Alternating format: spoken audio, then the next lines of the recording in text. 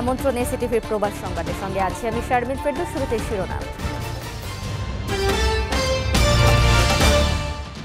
যুক্তরাজ্যের শেষ নির্বাচনী বিতর্কে বাংলাদেশ অভিবাসী প্রসঙ্গ, দেশে ফেরত পাঠানোর প্রস্তাব, তীব্র ক্ষোভের মুখে লেবার পার্টি। প্রচণ্ড দাবদাহে নাজেহাল গ্রিস, দেশ জুড়ে রেকর্ড তাপমাত্রায় 6 পর্যটকের মৃত্যু, এথেন্সে ও বাইরে বেশ কিছু পর্যটন কেন্দ্র বন্ধ রাখার সিদ্ধান্ত।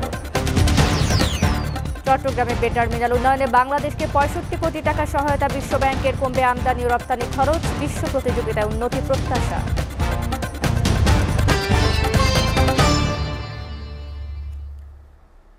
আসন্ন নির্বাচনকে সামনে রেখে যুক্তরাজ্যে হয়ে গেল শেষ নির্বাচনী বিতর্ক। এতে অভিবাসন নীতি নিয়ে দুই প্রধানমন্ত্রী প্রার্থীর মধ্যে চলে তুমুল বিতর্ক। অবৈধভাবে ব্রিটেনে বসবাসের বিষয়ে কথা বলতে গিয়ে বাংলাদেশিদের উদাহরণ টানেন লেবার পার্টির নেতা কিয়ার স্টারমার। এক মন্তব্যেই বেঁকে বসেছে পুরো বাংলাদেশি কমিউনিটি।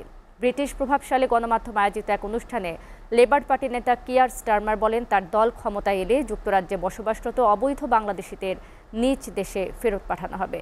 প্রতিক্রিয়ায় বাংলাদেশি বংশোদ্ভূতরা জানান, একক দেশ হিসেবে বাংলাদেশের নাম উল্লেখ করা ভুল ছিল স্টারমারের, তবে এটিকে প্রোপাগান্ডা হিসেবে প্রচার করা ঠিক নয়। এদিকে স্টারমারের মন্তব্যের জেরে বাংলাদেশি কমিউনিটিতে তীব্র ক্ষোভের মুখে এর ব্যাখ্যা দিয়েছে লেবার পার্টি। বাংলাদেশের সঙ্গে লেবার পার্টির সম্পর্ক তুলে ধরে দলটি জানায়, স্টারমার কোনো উদ্দেশ্য নিয়ে এমন মন্তব্য করেননি। তাদের দলের সঙ্গে বাংলাদেশ ও বাংলাদেশ কমিউনিটির সম্পর্ক অত্যন্ত গভীর ও বন্ধুত্বপূর্ণ বলেও জানান তারা। স্টারমার নিজেও কয়েকবার বাংলাদেশ ভ্রমণ করেছেন উল্লেখ করে বলেন, বাংলাদেশ ও যুক্তরাজ্যের সম্পর্ক দীর্ঘদিনের। প্রচণ্ড দাবদাহে নাজেহাল ইউরোপের দেশ গ্রিস, দেশ জুড়ে রেকর্ড তাপমাত্রা এই পর্যন্ত 6 জন পর্যটকের মৃত্যুর খবর পাওয়া গেছে। এছাড়া তীব্র গরমে এথেন্স ও এর বাইরের বেশ কিছু পর্যটন কেন্দ্র বন্ধ রাখতে বাধ্য হয়েছে দেশটি। বিশেষজ্ঞরা বলছেন, প্রচণ্ড গরমে হিট স্ট্রোকে মৃত্যু হয়েছে সব পর্যটকের। গ্রিসের একাধিক দ্বীপ থেকে 6 জন পর্যটকের মরদেহ উদ্ধার করেছে কর্তৃপক্ষ। মৃত্যুবরণকারীরা গ্রীষ্মকালীন ছুটি কাটাতে গিয়েছিলেন। গ্রিসে গরমে মৃত্যুবরণকারী 6 জনই হাইকিং করতে গিয়ে মারা গেছেন বলে জানা গেছে। এছাড়াও 3 জন এখনও নিখোঁজ রয়েছেন। এর মধ্যে আমেরিকান এক অবসরপ্রাপ্ত পুলিশ অফিসার ও 2 জন নারী রয়েছেন, তারা প্রত্যেকেই 50 ঊর্ধ্ব।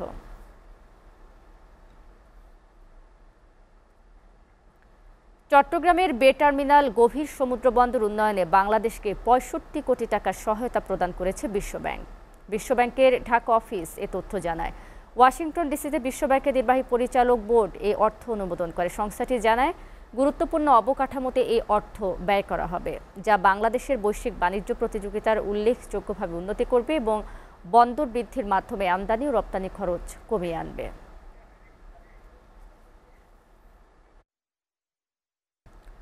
মালয়েশিয়ার কেদাহ রাজ্যের আলোস্তার একটি আদালতের মামলায় অভিযুক্ত বাংলাদেশি আশরাফুল ইসলামকে খুঁজছে মালয়েশিয়ার দুর্নীতি দমন কমিশন MACC।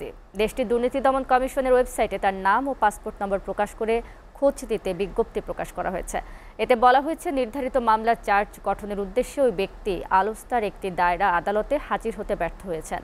বিজ্ঞপ্তিতে উল্লেখিত ব্যক্তির অবস্থান সম্পর্কে আদালতে বিচারের উদ্দেশ্যে তার তথ্য সরবরাহ করতে সহায়তা করার জন্য জনসাধারণের কাছে সন্ধান চেয়েছে দেশটির দুর্নীতি দমন কমিশন।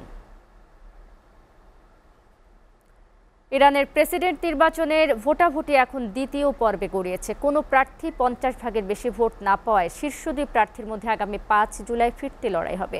এবারের প্রেসিডেন্ট নির্বাচনে 40% ভোট পড়েছে, 45 বছরের ইতিহাসে সবচেয়ে কম ভোটার উপস্থিতি। শুক্রবার অনুষ্ঠিত নির্বাচনের চূড়ান্ত ফল ঘোষণা করা হয়। এতে সাবেক স্বাস্থ্যমন্ত্রী মাসুদ পেজেশকিয়ান 1,04,991 ভোট পেয়ে বিজয়ী হয়েছেন।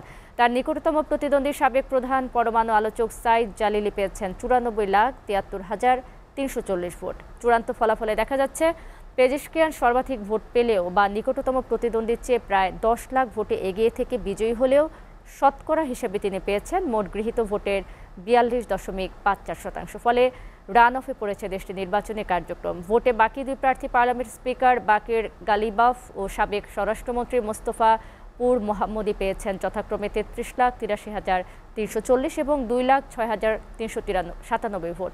এই নির্বাচনে নিবন্ধিত ভোটার ছিলেন 6 কোটি 10 লাখ। এর মধ্যে মোট ভোট দিয়েছেন 2,45,35,185 জন ভোটার।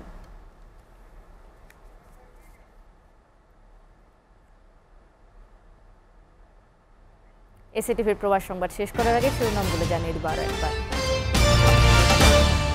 যুক্তরাজ্যের শেষ নির্বাচনের বিতর্কে বাংলাদেশ অভিবাসী প্রসঙ্গ দেশে ফেরত পাঠানোর প্রস্তাব তীব্র ক্ষোভের মুখে লেবার পার্টি। প্রচণ্ড দাবদাহে নাজেহাল গ্রিস, দেশ জুড়ে রেকর্ড তাপমাত্রায় 6 পর্যটকের মৃত্যু। এথেন্সেও বাইরে বেশ কিছু পর্যটন কেন্দ্র বন্ধ রাখার সিদ্ধান্ত। চট্টগ্রামে বে টার্মিনাল উন্নয়নে বাংলাদেশকে 65 কোটি টাকার সহায়তা বিশ্ব ব্যাংকের। কমবে আমদানি ও রপ্তানি খরচ, বিশ্ব প্রতিযোগিতায় উন্নতির প্রত্যাশা।